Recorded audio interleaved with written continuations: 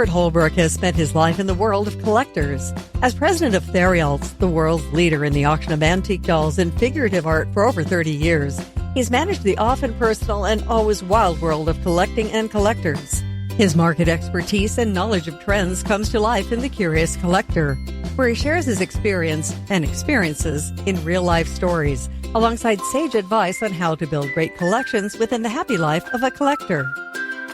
Well, it's back again this week for part 2 of Love Shirley Temple, 10 years later. Part 1 went up last week and was just a fabulous response. As is tradition, whenever I do something about Shirley Temple, Melissa Tonneson even posted on her Shirley's Army Facebook page that, of course, she was crying, listening to the memories and listening to the stories all over again from 10 years ago, because it seems like yesterday. It's amazing in the reflections of this. And I think it even caught a lot of people off guard when I dropped that episode that it hasn't been 10 years, has it? Yeah, it really has. We were just starting in the throes of the exhibits around the country 10 years ago. The time just flies. Don't ever forget that in your collecting, how fast things can go by. So grab the opportunities when you can to have these moments and enjoy them, because they vanish in a second. Since I did that episode, it's been quite a week on the road. I always update you with my travels and travails across the world. And this one, I'm coming to you from Nashville and did not expect to still be here, but I got absolutely hammered by the flu. Yes, it hit me. I do not get the flu often. I think I've had it twice in my life, but it hit me. It got me. I heard it's going around, and well, it found its way towards my life as well. And so it was quite a week. And well, I would say it was 3.5 days holed up in a hotel in Nashville, which completely messed up my schedule, including I had to cancel one of the Table Talk Doll Club appearances I was going to be at, which was in Pensacola. To the ladies in Pensacola, I'm going to make it up to you. Do not worry. I am coming. We'll figure out a new date and get you on the schedule. But there was absolutely no way I was getting out of that bed with 103 fever, and I don't think you wanted me in your house either. So anyway, I am all recuperated and feeling much better. My voice, as you could hear, probably a little off, but still functioning and back on the horse and heading home, actually. Can you believe it? Today, and getting ready to go onto the podium this weekend for another big auction event that I'm looking forward to. But hey, we're here to talk about Shirley Temple. And in the previous podcast, in part 1, we talked a lot. Well, we talked about everything relating to the first phone call from Charles Black Jr. regarding his mother's collection, leading into the packing process of the entire house of memorabilia from her childhood, leading into the preparations for the exhibits and the moments, the sights, the sounds, the thoughts, the tears, the songs, everything related to those incredible exhibits across the country, as I took you from Rochester, New York to Boston to the New York, New Jersey area, all the way across the country to San Francisco, to LA, then back to Louisville and Dallas as well. In all of these cities and locations and exhibits, we got to see that multi-generational love on display every single day. It was truly an incredible time. But the moment had arrived. It was time for the items to go to auction. And this was truly a shift in the thought process of my own travels with Shirley during this time, in that we were reaching the end. And it was a moment of questioning and wondering. People love it. People have come to see it. People have shed tears. People have been so fabulously responsive to this entire thing. But the $1 million question, would they want to own it? And this was where we would discover once and for all the realities behind the collections and the pieces and how they would be distributed across the world to the loving hands of collectors and museums and enthusiasts from as far away as Brazil and Europe and Australia to right down the road in Santa Monica at the Santa Monica History Museum that would buy a number of objects to preserve Shirley's legacy in her native hometown. So all of these moments were going to come to a fruition into this moment, one grand moment. And it's hard to believe. You work all those months, travel all those places with this collection, all of the conversations, and it would come down to one day. One day. And we were there in Kansas City, Missouri. And it was up to this point, too, that you would see and feel a lot of the different reactions toward the concept of the items being sold. 98% of the people were supportive and understanding of the sale of this collection, but you would have occasionally a few that would come up and say, well, I just can't believe these things are being sold. Either A, the family should have preserved them all for future generations within the family. Well, I always say that that sounds like an easy and process in which to continue on your, in this case, mother's legacy. However, the realities are often not quite aligning with the ability to do that. You've got multiple family members, you've got 600-700 pieces, many of them larger objects. There's preservation care, there's other things involved. That how do you figure that all out through these multiple family members? It's impossible. And then to just give them away, there's very few places that will just take them and display them in a proper way of assuring future generations will actually see them. Will they see some in a museum? Sure.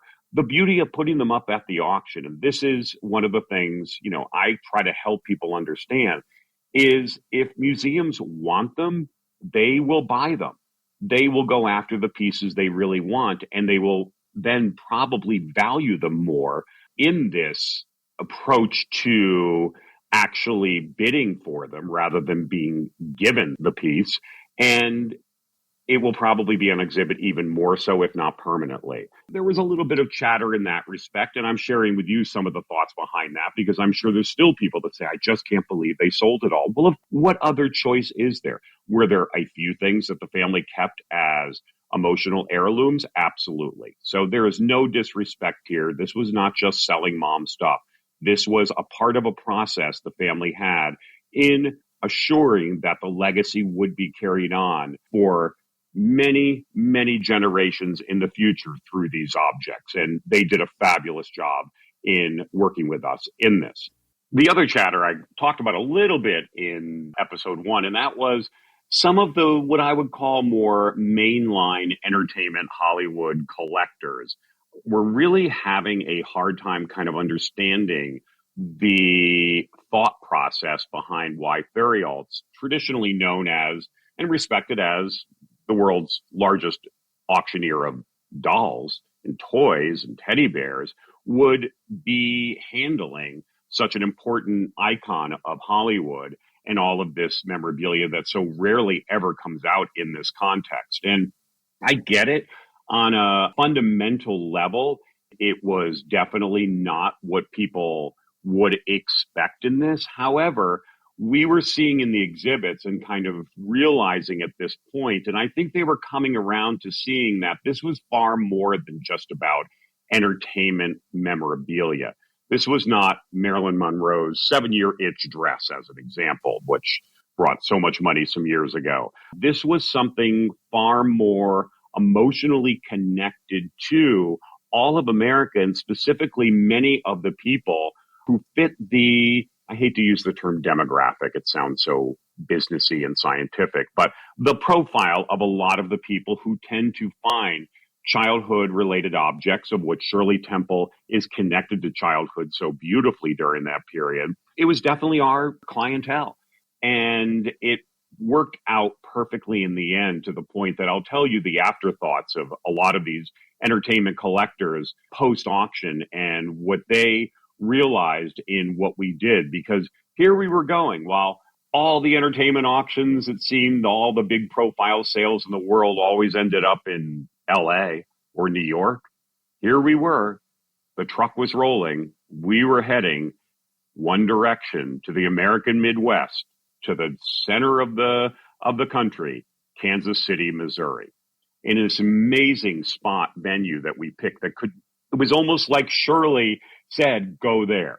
And it was called the Little Theater, and it was built in the late 1920s, exactly at the time of the rise of Shirley Temple, in exactly the style of that period, with an incredible original marquee out front that was blazoned with the words, Love Shirley Temple, and in the spotlight across Kansas City. So here it was. Shirley was having her premiere again after all of these years in a classic theater of that time, and in this wonderful place that was truly a coming together of America in the center in Kansas City. And the day began. I woke up that day at 6 a.m. and I go to the exhibit venue and I looked out and the lines were already forming outside. It was a reservation only, but people wanting to be able to have every minute possible.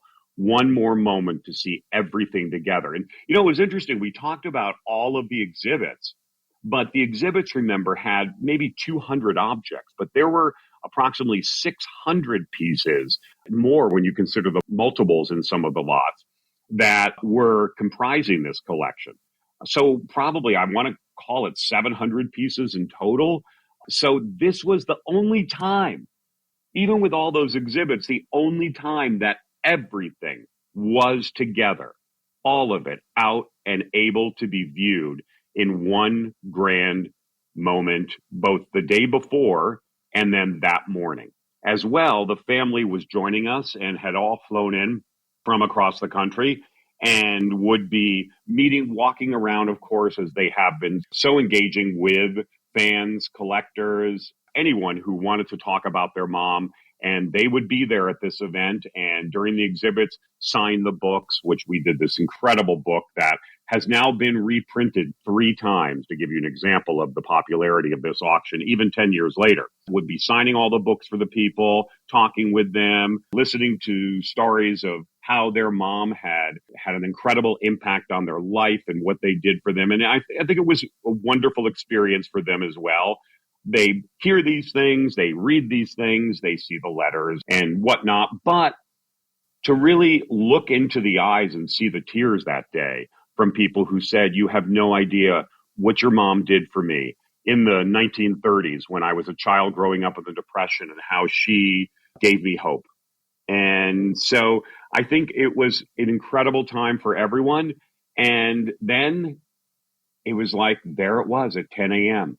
The piano player was up at Shirley's piano and playing Good Ship Lollipop with about 10 minutes to go before the start of the auction. And the crowd was clapping and everyone was singing along as we had, I think, 500 people all seated in this grand room at the Little Theater, even a mezzanine where the family all sat and looked down below and waved to people. And we passed out Shirley Temples to everybody, the drink, before the auction to get people, I hate to say it, sugared up and ready to go for what would be an unbelievable marathon. I remember standing up there and I had a big screen behind me where we would show clips of Shirley Temple moments and the items that would be coming out. I looked across at the banks of phones, which had more activity going than any auction in history we had done before. I looked out at all the computers set up with so much online bidding going on that we were at the verge of breaking the internet. And I'm standing up there and I'm thinking, you know what? For the first time in my entire career, I'm nervous.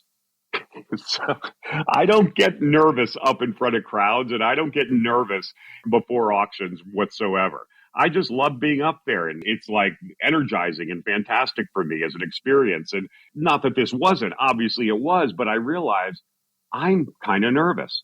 And I remember just kind of thinking about all the exhibits and the people I met and the incredible stories. And I just thought about Shirley, and it was like she was there, because all of a sudden I felt this calm come over me. And I just thought to myself, I got this. Let's get it going. And so it began in a day filled with more love than I've ever seen at an auction, an event ever in my life. And I have been up on the podium for a lot of great sales of some very beloved and fantastic people over the years. But this, it was incredible. There were so many tears being shed as I would announce lot one, and just applause and tears and joy. And we would play clips and show photographs up on the screen behind me as I would auction. And I was transfixed. I took on a role of auctioning that I don't even know how I got through it, because it wasn't just the physicality of being up there and auctioning, the nonstop bid calling, the focus you have to have mentally in looking out at such a crowd and balancing bids coming in on the phone left and right, the internet going, everything happening in fast motion that you have to be completely concentrated on. And yet it was mesmerizing in the same token. I usually just get in a certain zone, but this took me to a zone I've never been in before in my life. And I went for, I want to say, a total of 13 hours with only 2 breaks, 13 hours that I managed to get through those 600 lots. And every lot, it wasn't as if we were spending a lot of time talking about every single piece that came up. It wasn't like I was storytelling in between every single lot. It was just that people kept bidding. People would not stop bidding. I always joke, in the last lot we'll talk about because it was funny, but I always joke that if I'm ever sent to purgatory, my purgatory would be that I would be up on the auction podium in the last lot of the day, and no one would ever stop bidding. It would just continue to go on forever and ever. Now, you think that sounds great, but believe me, on the last lot, you want it to do well, but you also just want to say, that's it, we're done. So anyway, people just kept bidding on everything. And so you would start at $400 and you'd have to work every single lot for 3, 4, 5 minutes sometimes. It would go up to 4,000, 10,000, 15, 20,000. And starting at these low numbers because everybody wanted at least something from this sale. And everyone knew that to be able to buy something from this moment, this auction, this event would be a memory that would stay with them for a lifetime.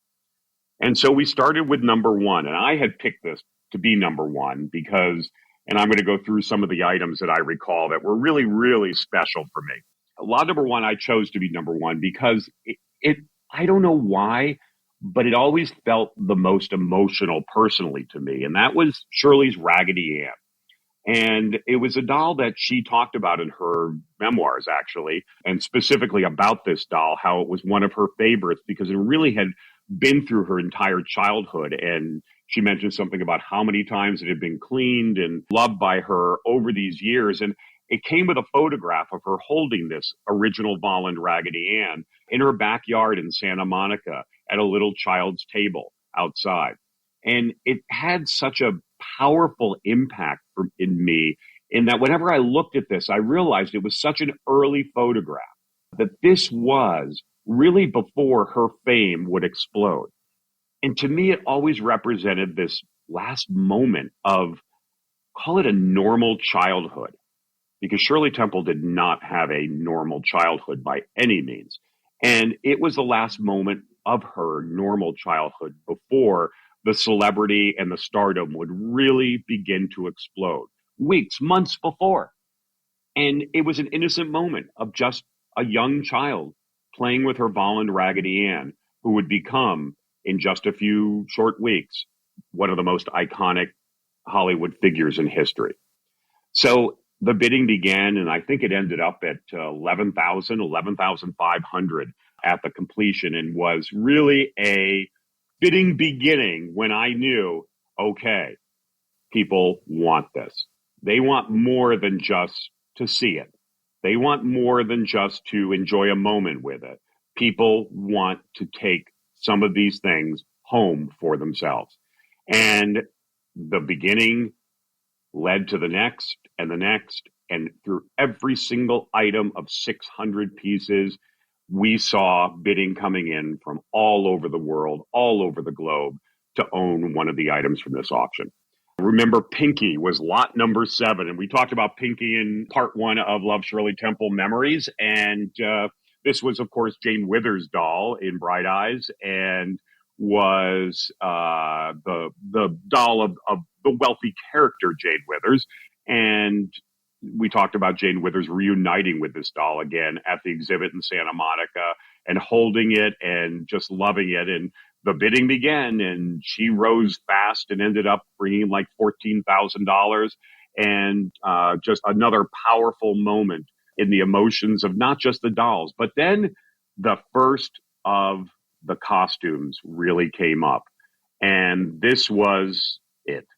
And this was a moment to just pause at the sale, because here was walking up in front of everyone of these 500-600 people and all the people on the internet watching online, the red polka dot dress from Stand Up and Cheer, her breakout movie, and the dress that when people visualize Shirley Temple and they think of even Shirley Temple dolls in some cases, they think of this red polka dot dress. It is defining for her in many ways. And so it came up. And I remember having the clip playing behind me of her doing the dance in this dress that became her pathway to stardom, and looking out at the crowd. And I don't think there was a dry eye in that entire room. I had Shirley Temple's army right in the first row, and I thought Melissa was just going to lose it at that point, but Melissa Tonneson, and she did, because the absolute tears of seeing this come up and going to auction were flowing everywhere. It was a powerful moment. And that's when I just paused and I let the emotions happen in the room. And you had to do this sometimes, because this is a memory that people are going to have for their life. And so we took pause. We watched Shirley dance. We looked at this. We felt the emotions across the room, and the bidding began. And it ended up finally selling at $75,000, and ended up in massive applause and cheers across the room, going to the Santa Monica History Museum, where it still is today and exhibited, and part of their showing the important history of Santa Monica, where Shirley Temple is one of the iconic figures who came out of that lovely little beach town. And who can forget the iconic tap shoes that Shirley Temple wore at Grauman's Chinese Theater for her ceremonial handprint in the pavement. And many of you go to visit this still today and see it. And these are the actual tap shoes she wore to that event, with photograph documenting this. And oh, wow. I don't think anyone expected the frenzy that was going to happen on these, but people loved her tap shoes. I mean, I guess when we think of Shirley, we think of her dancing and we think of her tap shoes that she wore. So why not? But the bidding, I want to say it started off at $1,000, and it ended up finishing at $25,000 for these tap shoes. I forget where they ended up, but really amazing moment as well in the auction progression as it went on.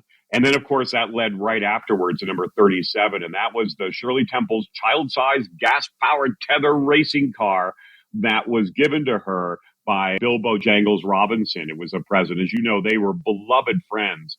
And Bill presented this to Shirley, and she wrote about it in her autobiography as well. And hard to believe that she had preserved and saved this her entire life. It had sat in a beautiful spot in her garage right next to her regular car for all of these years. And it had a wonderful photograph of this, which she documented in a book, showing Uncle Billy crouched on the back, showing me how to start. And we leaped forward, veering into a nearby Fox publicist. I snagged a long tear in his trousers, my first traffic accident. And so it has a great storyline behind it. It was a big object, but so it was difficult to kind of understand how this would resonate from a collector's standpoint, where they're going to put it in their house. But people went wild bidding. It ended up selling for $34,000 in the end for this piece of really important history in Shirley Temple's life. It was one as well at the exhibits over that year that people all loved seeing it and being able to just come right up close next to it to get a scale and an understanding of size. And it was so great with the photograph of Bill Bojangles Robinson riding on the back of this, because you realize how he was kind of taking his life into his hands, hanging on as Shirley went, and just the laughter and love on both of their faces at this moment. It was still to this day one of my favorite things. Then a little surprise happened, but with a wonderful backstory too. lot number 38 in that auction. And when I talk about all these lots, if you don't have the catalog, you can go online to Theriaults.com, go to the archived auctions. It still lives on the internet today, and you can go through and relive a lot of these as well. You can also go to Theriault's issue page, ISSUU, where many of our catalogs, including this one, are digitized there for you to see it in the actual book form, though in digital presentation. So anyway, we came up to 38, Shirley Temple's personal childhood typewriter with an inscription as well in the typewriter. And the inscription says, "To America's pet, Shirley Temple," circa 1935.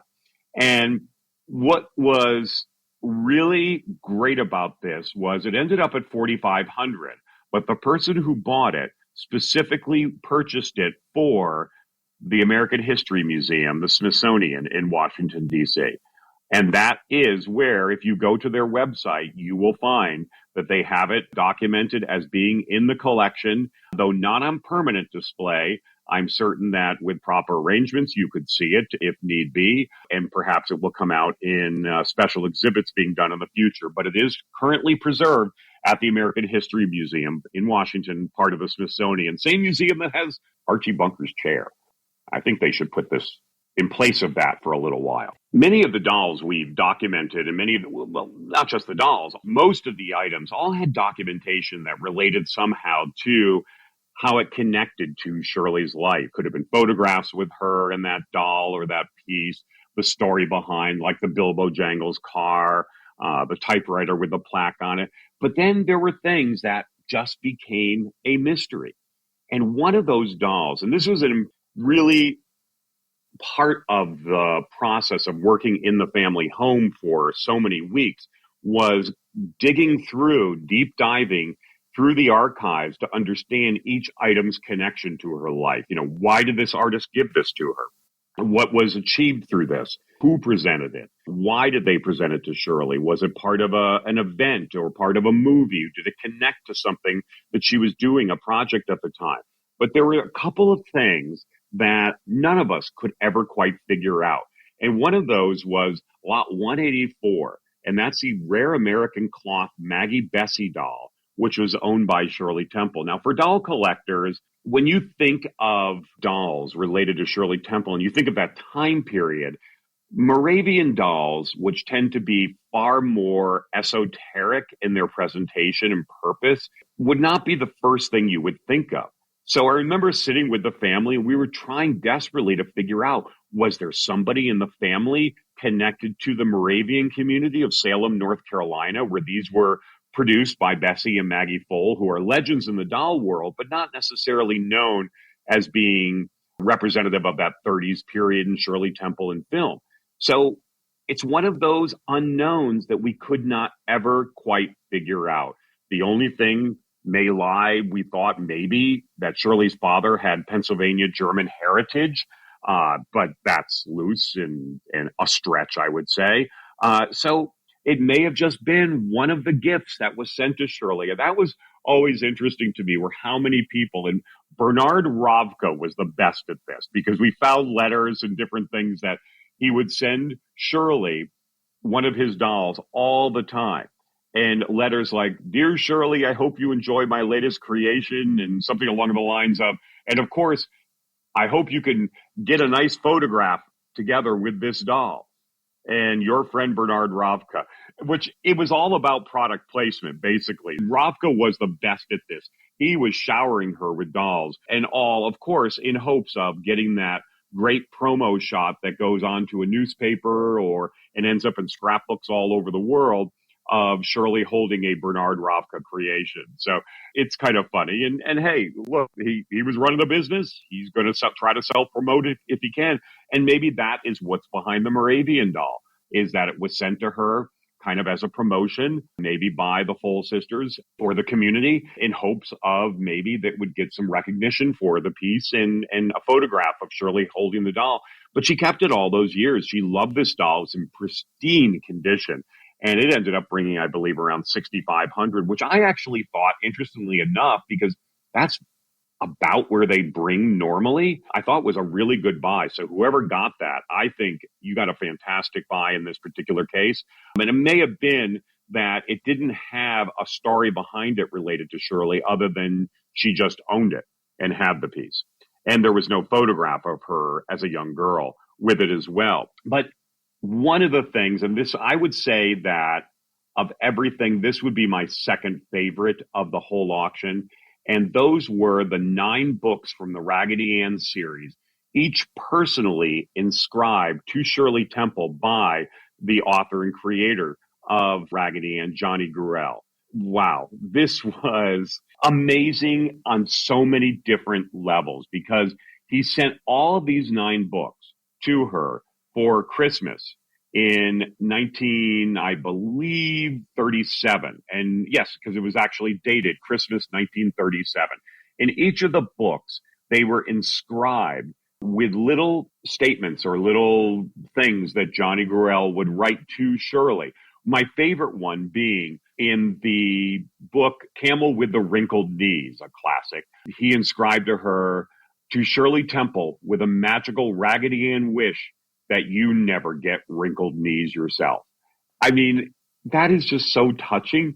And in another one, inside the cover of Raggedy Ann and Cookie Land, he inscribed, "Shirley, may your cookie jar never be empty." If you ever can take a look at the inscriptions inside, his writing was so artistic and beautiful in this. I mean, he really took time to carefully do this as a beautiful memory of something for Shirley. And it seemed to be just specifically and simply as a moment of adoration in sending her these for Christmas in 1937. But then what happened was on January 8th, 1938, shortly after sending the autographed and inscribed books to Shirley, Johnny Gruelle died just a few days later. And it's likely that he never received the thank you letter that Shirley sent to him on January 4th of that year saying, "Thank you ever so much for sending me the set of autographed books." It was one of the very final acts of one of the great artists, Johnny Gruelle, was sending these books with the inscription to Shirley, never to see her gratitude in the letter that she sent back to him. And I just love the story. I love the books. I love the inscriptions, everything. It was perfect, absolute perfection in a collectible item. And then ended up soaring at $12,500 for the books, and rightfully so. I can keep going on and on about so many lots of this auction. And it's like I could do probably 30 podcasts about different pieces that I've skipped over that really deserve almost a conversation in themselves. But I'll finish off with one more of this particular auction because here we are 13 hours later. It's now, I believe, around 11 o'clock at night. And I was shocked at how many people were still in the audience. I was recently lecturing at a doll club in Ohio with one of the collectors saying to me, that day was magical. And she said, "I sat down on my seat at 10 a.m. and I did not leave my seat until 11 p.m. other than 2 times that I literally ran to the bathroom." And people were transfixed through 13 hours in the little theater, including the family that never left and stayed there the entire time to watch right to the end. And what an end it was. Lot 565. There was no doubt that there was poetry in the placement of this last item. It came up, and again, just like so many items before, for those who were still in the room, there was not a dry eye to be seen. Because this was a little illustration that Shirley Temple had done as a young girl called Heaven Looking Upon Earth. And given her recent passing, it had this message almost to the idea of we felt Shirley looking down at us that day. And we felt in the consciousness of that room, in the energy of that room, she was with us. And this little illustration done by her really did strike a fabulous completion. As I said, a poetic completion to an incredible day, an incredible year. And we began the bidding. When I was selling this, I was watching because online was bidding a woman who told me that she desperately wanted this piece. And she wanted it for emotional reasons beyond just Shirley Temple as a child. Coming to one of the exhibits, she talked to me and she saw this on display and she said, this has more meaning to me than you can ever imagine. Because for many, many years, I said Shirley Temple was my angel. Not the Shirley Temple you imagine, she said, that of the child star. But she remembered when Shirley went public with her announcement of having breast cancer and on TV at a time that women didn't go public with this and encouraged women and was one of the very first celebrity to discuss this and encouraging women to please get annual mammograms. This woman thought about that, saw Shirley's courage, and realized that she had been wanting to get it because she felt something had been wrong with her. And when she saw Shirley Temple telling her to do this, she said, if it's Shirley's telling me to do it, I'll do it. So she went and got a mammogram, and it turns out she had breast cancer. And the doctor said they got it in the nick of time, and she survived and lived on to see her grandchildren born and live a wonderful, fruitful, happy life now in her late 70s. And she said, Shirley saved my life. She was my angel. And of course, she was bidding on this. And it rose and rose and ended up selling finally after starting at like $300 or $400 at $5,000 and ending 13 hours, ending 7 months, ending that day, that moment in history that I think will live on for multiples of generations. And did she get it? Because I know you're wondering. Yes, the woman bought it.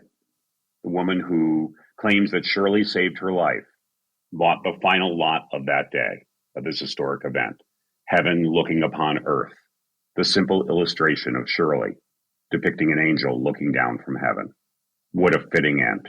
What a beautiful end, and a story that I will remember for the rest of my life. And then, just like that, it was over. And it was the morning after, waking up in my hotel room. The train had finally come to the station, and I was disembarking. This adventure, this process had reached its final moment. And I told people, and I've been telling people, that there was a period, I would say, of a couple months that I jokingly say that I was suffering from PSTS, post Shirley Temple syndrome, that I had been on this incredible journey with all these pieces and the singing and the dancing and the love and the joy, and it was over. Now what? Now where do we go? What do I do? It's really hard when you have been on an event so poignant, so emotional, and it's just been one thing after another, that you just wake up one day and realize it's done. And that's it. It took some months, believe me. It took some months of getting good ship lollipop out of my head, but I finally did it. But I talk about that as being a process then of winding down afterwards as my post Shirley Temple syndrome. And it just keeps giving every year a little bit something in other stories that have developed, because certain things have happened and even some drama as well. So you're probably all thinking, ooh, exciting drama. Tell me, Stuart. So, well, it was really a couple of years after the sale that 5 of the costumes, iconic costumes, were sent by the purchaser, the owner of them, who had them beautifully displayed in her home. And she was asked by an event if they could be displayed at this particular occasion, and she agreed to it. So they made arrangements, nothing to do with Theriault, but they made arrangements to have them shipped up there. And they went on display there, were exhibited for a week, I believe, during this event, and then shipped back. Except in the shipping back, they were lost. 5 of the dresses, including the incredible little princess gown and robe. And this was, I think, one of the most highly contested for costumes and recognizable outfits of Shirley Temple's that was at the auction. You could imagine the drama and the panic that ensued across the Shirley Temple world. Well, the shipping company seemed to really not be all that interested in doing anything until the media got a hold of this. And then the media got a hold of it, and there was more attention being paid and more research being done as to where did these costumes go. And they never were found until I forget how long later, all of a sudden, one morning, I got an email and I looked at this email and it was from a local antique dealer. And I can't make this up, in Kansas City, who had bought at a local kind of liquidation auction house a box of clothing. And she noticed that in there was a piece that had Shirley Temple's inscription on it, Fox Studios, and contacted us because she Googled and found we did this auction. And she said, is there a market for these? Because I see you did a whole auction of Shirley Temple costumes, and what would it be worth? I bought them at a local auction in Kansas City. I'm looking at this and my mouth just drops open. I can't believe it. It's the lost costumes. They're here.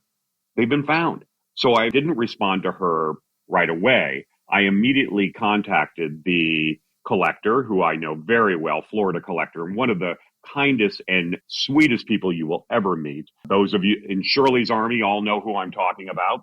And there was immediate shock and joy. We found them. Well, let's say they found us, and let's say it was Shirley once again looking down, and the irony and strangeness of them turning up all the way full circle back in Kansas City. And so we began to put everybody together. Police were called, everybody together. Well, even the purchaser of them seemed to be forthcoming in the process and understanding.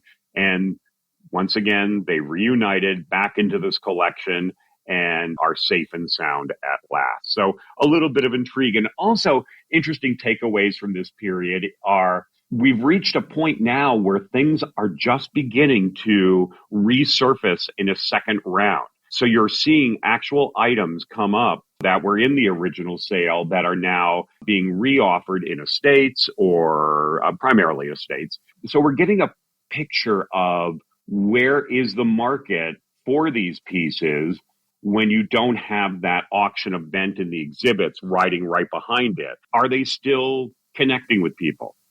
They are. The natural tendency would be to think, oh, well, they will never bring as much as they did at that auction. Surprisingly, to many of these people who may be naysayers to this, they are. And in a number of cases, they are bringing more, a lot more. The Raggedy Ann of Shirley Temple, as an example, resurfaced and brought, I want to say, 30, 40, 50% more than it did in the original auction. So, one of the things and one of the reasons why is you have to realize that at that sale, you had so much being offered, which was part of the greatness of that sale as well, was seeing it all. Yet, if it can now come out more in trickles, people have more of a budget to be able to buy some of the things they might have missed in that sale because they were buying other things. So it's actually having a strong secondary market response out there. You're seeing things bring more, same, sometimes less as well. It happens. But overall, these are holding their value. Why? Because it's Shirley. What do you think, that the world just forgets? No, this is Shirley Temple. This will continue to be a story for multitudes of generations, and these objects will continue to tell that story in the beauty of everything that she saved and collected over the years. But not only for that reason, not only because she was this incredible box office star and that electrifying personality, a lot of it is because of who she was as a person and the life she led, and that she inspired so many people in the darkest of times. And she became an angel to many, even in her adult years, and showed courage. She is a figure far deeper, far more impactful, and far more important than just the dancing girl in the movies that you remember from the 1930s. And that's why she will live on, I think, for hundreds of years and studied as this incredible moment in history, not just in Hollywood. And I think the greatest explanation I ever read on Shirley's impact on us personally is something Florence wrote as the conclusion in her introduction she did in the Love Shirley Temple catalog. She said this: "So the answer is really simple.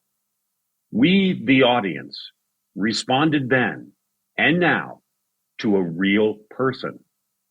Sure, the plots were simple, certain scenes repetitive from film to film, denouements predictable, but the indescribable magic was always there, and we have never tired of watching it. We loved Shirley. We liked her too. She was us. She was what we aimed to be. She was our better self." Thanks for joining us on this episode of The Curious Collector. The Curious Collector is hosted by Stuart Holbrook and produced by Tammy Trujillo. We invite you to follow us on social media and feel free to leave any questions you have for Stuart on Facebook at Stuart Holbrook-Theriault or follow the Theriault Company Facebook page. And you can stay up to date with the latest auctions and events at Theriaults.com. We'll talk to you on the next episode of The Curious Collector.